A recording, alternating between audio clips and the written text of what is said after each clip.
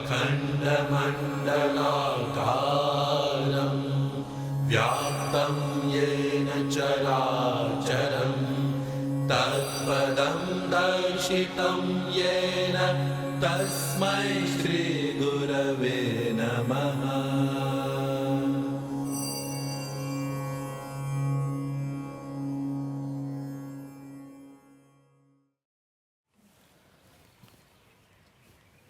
नमस्कार,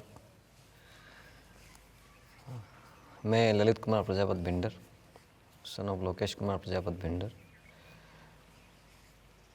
यह आनंदमार्ग आश्रम भिंडर है।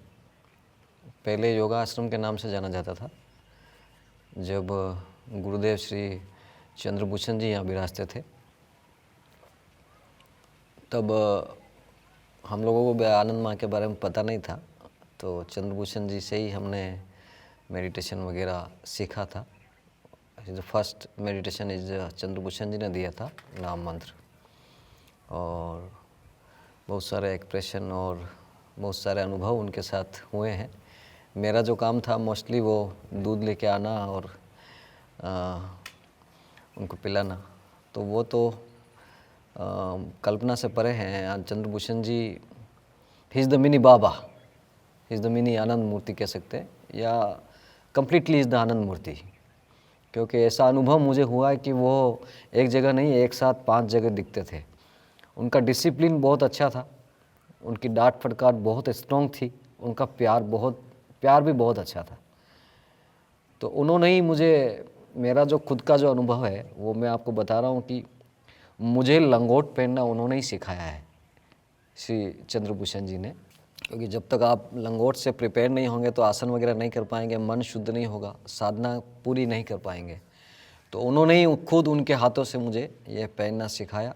हम लोग 2 लोग थे, हम दोनों ललित थे, दोनों ने एक साथ नाम मंत्र लिया, साधना लिया, उन्हीं से लिया, चंद्रभूषण जी से। उसके बाद हम लोग निरंतर आते थे और उनका हमेशा एक ही कहना होता था कि आप लोग साधना ठीक ढंग से करिए, साधना ही करिए, यही आपके जीवन में, आपके जीवन को परमात्मा के निकट पहुंचा सकता है।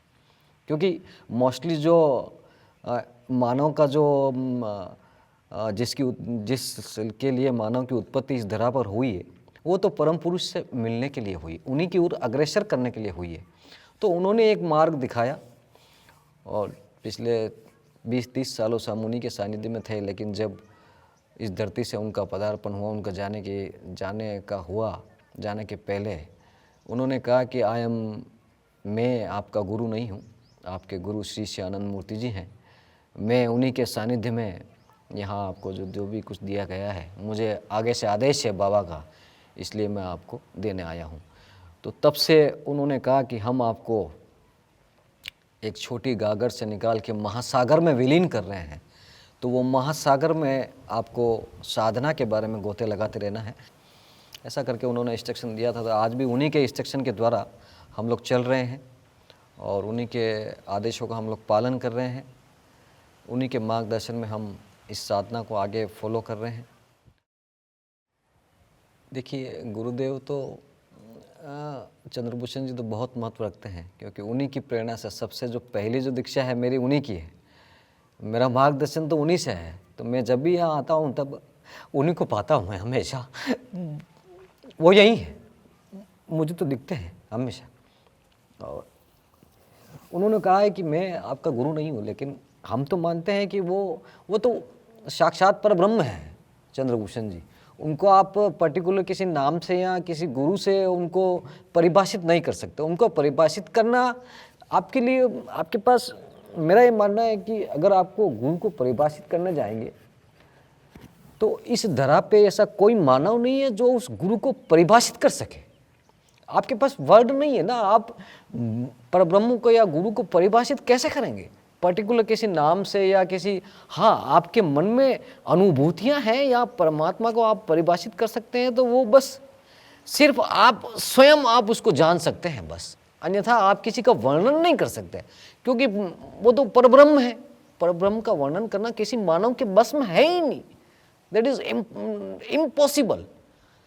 हाँ, मानव, गुरु जी ने कहा है कि मुझे अगर जानना है या इस गुरु को जानना है तो इस जगत में आप जगत की सेवा करिए, लोगों के द्वारा हमारे आदेशों का पालन करिए, तो आप मुझे पाएंगे।